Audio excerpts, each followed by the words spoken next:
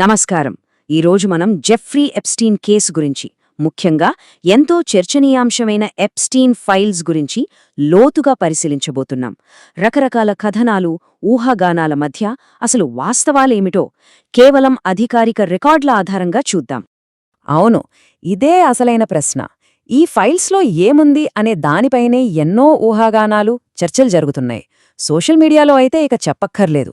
అందుకే ఈరోజు మనం ఆ గందరగోళాన్ని పక్కన పెట్టి అధికారిక పత్రాల ఆధారంగా అందులో ఉన్న నిజానిజాలను నిష్పక్షపాతంగా పరిశీలిద్దాం. ఇంత సంక్లిష్టమైన అంశాన్ని అర్థం చేసుకోవటానికి మనం ఒక పద్ధతి ప్రకారం వెళ్దాం. అసలు ఈ కేసు ఎలా మొదలైంది, ఆ తర్వాత ఏ మలుపులు తిరిగింది, ఈ ఫైల్స్ అంటే ఏంటి, వాటిని ఎలా అర్థం చేసుకోవాలి, ఇలా ఒక్కో అంశాన్ని విడమర్చి చూద్దాం. సరే, ఇక మొదలు పెడవామా? ప్రతి కథకు ఓ ఆరంభముంటుంది కదా. అలాగే ఈ ఎప్స్టీన్ కేసు కథ ఫ్లోరిడాలో మొదలైంది. అక్కడ జరిగిన ప్రాథమిక దర్యాప్తులే ఆ తర్వాత దశాబ్దాలపాటు సాగిన న్యాయ పోరాటానికి, వివాదాలకు పునాది వేశాయి.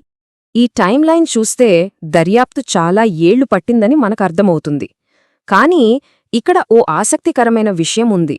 అదేంటంటే, వచ్చిన ఆరోపణలు చాలా తీవ్రమైనవి, కాని చివరికి రాష్ట్రస్థాయిలో మోపిన అభియోగాలు మాత్రం చాలా తేలికైనవి.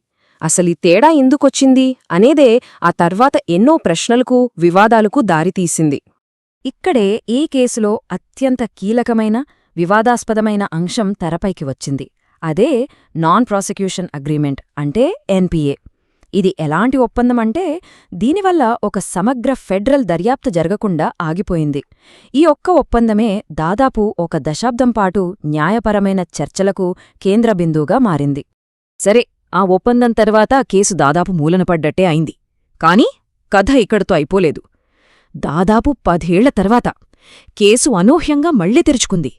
ఈసారి అది కొత్త అరెస్టులకు, ఒక కీలక సహచర్రాలికి శిక్ష పడటానికి దారితీసింది. 2019లో ఎప్స్టీన్ అరెస్ట్ అవ్వడం ఈ కేసులో ఒక పెద్ద టర్నింగ్ పాయింట్. ఆ సంఘటనే ఘిస్లైన్ మ్యాక్స్వెల్కి శిక్ష పడటానికే కాకుండా సివిల్ కేసుల నుండి కొన్ని కీలకమైన పత్రాలు బయటకు రావటానికి కూడా దారితీసింది. మనం ఇప్పుడు మాట్లాడుకుంటున్న ఫైల్స్ వెలుగులోకి రావటానికి ఇదే నాంది పలికింది.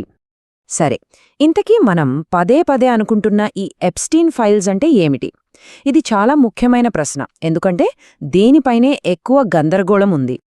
ఇక్కడ మనం ఓ ముఖ్యమైన విషయాన్ని క్లియర్ చేసుకోవాలి.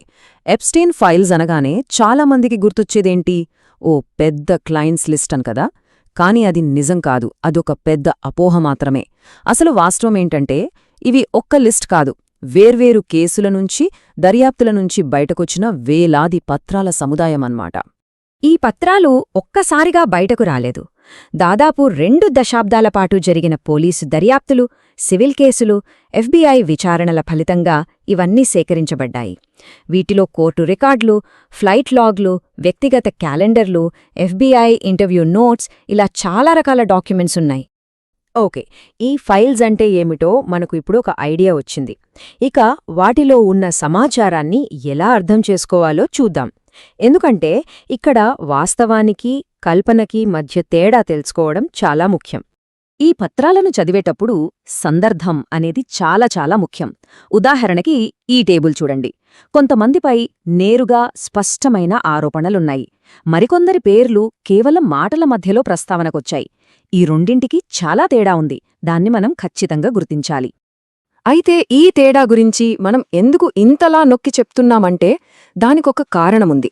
ఎందుకంటే ఒక పత్రంలో పేరు కనిపించినంత మాత్రాన వాళ్ళు నేరం చేసినట్టు కాదు.